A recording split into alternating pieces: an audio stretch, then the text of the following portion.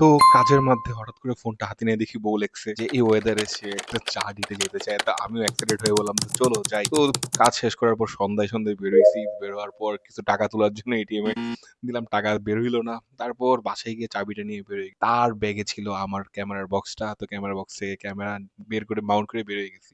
Hello, আসসালামু আলাইকুম। আজকে অফিস শেষ করে রাত ৮টা বাজে মোটামুটি বের হয়ে গেছি। একটু ঘোরাঘুরি করব।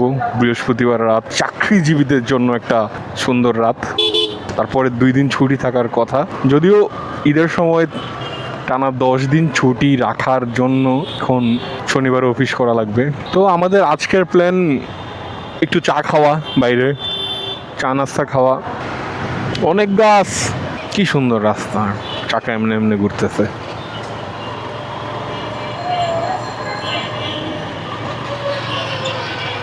ভাইউ চাকা তো খুলে যাইব অনেক দিন পর।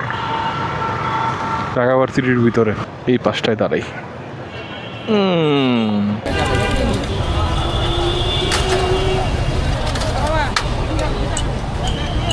তারপর কি অবস্থা, চলে আসছি চা ডেটে। ক্যামেরা দিয়ে দিছি আমার বউয়ের হাতে, সে দেখি কি ভিডিও করে।